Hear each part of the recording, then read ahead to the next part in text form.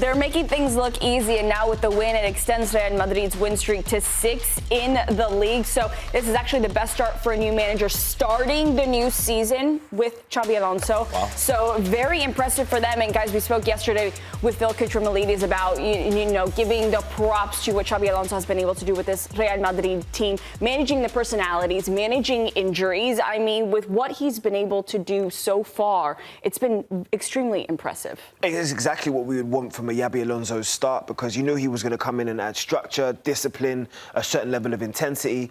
But I think what we didn't take into consideration, he has much better depth. He has much clearly a better philosophy for what the players are understanding. And it was always going to get better the further they went along in this season. Did I expect them to have the start to the season that they had? Probably not. But the fluidity is there. It's clear understanding in terms of the team structure is there. And most importantly, the cohesion is there. They could talk about the noise outside in terms of Vinny Jr. and him being upset whether or not he's coming off or starting or whatever else. But these are the scenes that matter to a manager. Everybody applauding each other, everybody tapping each other on the back, and more importantly, your star striker being in the form of his life. Of course, we saw the results on the right, and they had an easier schedule than some, but you can only play who's in front of you.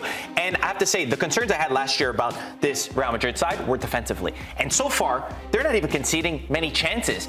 And the thing that strikes me the most, of course, because defensively you have to be very good. They have a very young team. Average age is about 24 years old. It's the hierarchy that he's set. Everybody knows what their role is, and they know, I'm the boss. Real Madrid is more important than any other individual. Vinny, you were the superstar a couple of years ago. If you have to sit on the bench, he's had the reaction. He comes in, gets his goals, gets his assists. So there's nobody is bigger than the club. Xabi Alonso understands that at a level that nobody can imagine because he won for this club. But to get this impact in this few of matches is such a credit to him as a coach. We will learn a lot more when they start to play the tougher matches. They've got Atlético Madrid coming up. Of course, the proof will really be in the pudding when they face Barcelona. That was the biggest thing. They couldn't win against Barcelona last year.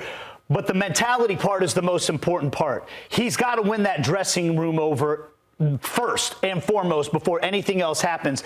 And we wanted to know how Vinny Jr. was going to respond. I sat here and said yesterday, if Vinny doesn't buy in, his days are going to be numbered there.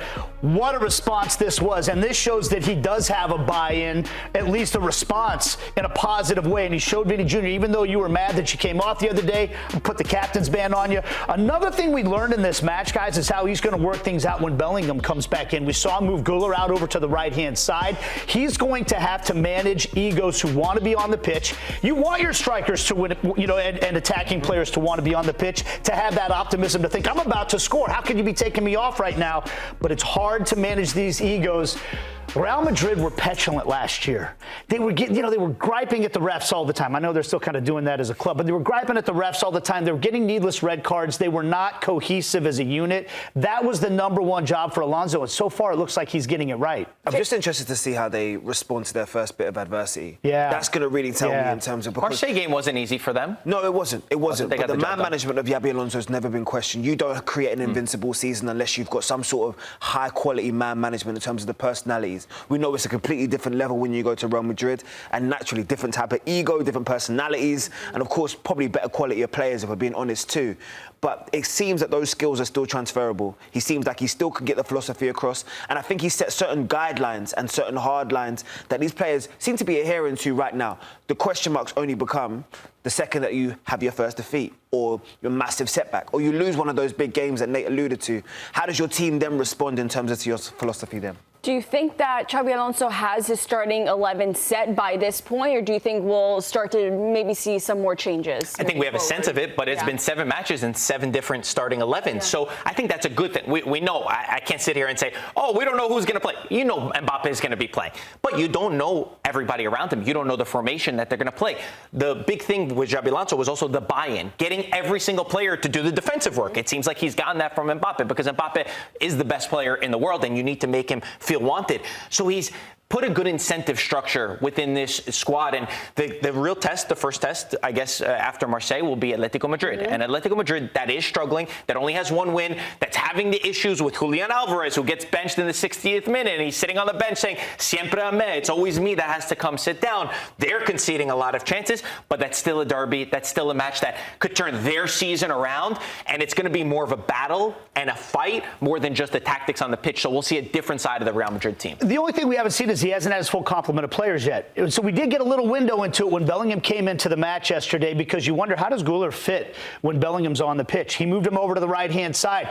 He might be tinkering with those pieces a little bit, too, when he gets his full complement of players to see how they fit. But let's also not forget, they play 1,000,000 matches these days. If you're playing on all these fronts, you've got to be able to rotate your squad to be able to win in all these fronts as well. Yeah, we're talking about it. A true test for this Real Madrid side will be this Atlético Madrid side, who's really struggling. We were talking about it yesterday, JD, that we're worried for them, even though it's still at the start of the season. They've only got one win in their first 5 games. It's the worst start under Diego Simeone. So how important will the game be this weekend? Because if, let's say that they do beat Real Madrid, how much will you take that into consideration in terms of how your perception of them will shift? It's only when I see the stats in front of me being the worst start under Simeone that I start to maybe get a little bit concerned. But at the same time, I alluded to it in the preseason, and I'll say it again now. The transitions in terms of the players that have left, the experienced number of players that have left this squad, those that have come in terms of incoming over the last 18 months, is clearly just having an effect on Simeone. I think he's almost caught in between styles right now. I mean, he's been known historically as this robust, defensively sound, almost players that will run through brick walls for you because of the philosophy and how much they love you as a person. But right now, you want to go into this attacking player. You want to start unlocking the players like the Griezmanns, like your Julian Alvarez, who we've spoken about a number of times. And how do I look that with the philosophies that I've built, in terms of with this team and this squad? I just think he's caught in between styles and almost like a boxer. You know, when you don't know if you want to be the aggressor or you don't know if you've been fighting off the back foot your whole life. And this is a free hit, though. And that's the thing, because nobody's expecting you to go and challenge Real Madrid and handle that occasion because it's a derby and everything else. And sometimes a free hit and a derby game can turn your whole season 180. Or it could do the complete opposite. It can't get any lower. I know, it could get lower. If you lose to, if they would lose to Real Madrid now too, I think that just adds on to the. I totally agree that from Simeone, we want to see more football than just fight. Right? Facts. That's what we're asking for.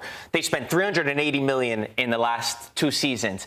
Yes, they have a lot of new players, and maybe it's going to take time to gel, but it's also the way that they're going about their season, the goals that they're conceding. They will be up in a match and then get themselves into incredible positions. And I think that the patience from a lot of us, maybe in Spain, they understand that Simeone elevated this club to a different status, and it's hard for us to understand. But I think it's right for us to sit here and start asking serious question marks about this Atlético Madrid side and to see them start challenging in a way that we haven't seen so far. And think about last year. Last year, they started amazing.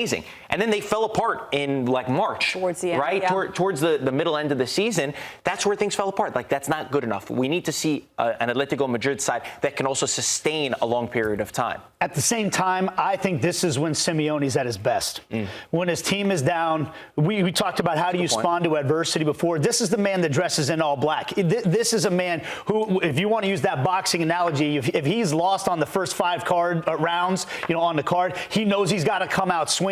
I think you're going to see, I'm not saying they're going to win the match necessarily, but you will see the best performance of the year from Atlético Madrid in this match, in my opinion, because that is the kind of personality that team embodies, and it comes from the manager. And I think he's handled it well with the Alvarez situation. He was mad getting subbed off. He came out and said, look, he's our best player. He's our best player. He put it back out there, and I think that's going to be, we make too big of a deal out of those things sometimes. Do you want your best player to be happy to be on the bench? No. It's normal. Like, they should be upset. Of course, you have to do it in a respectful way, but I totally agree. You can read into this, a million ways. Julian Alvarez is an incredible player, and I think he'll be a vital part if Atlético is able to achieve the things that we think they're able to achieve. Yeah, it'll be a very interesting Madrid derby this weekend.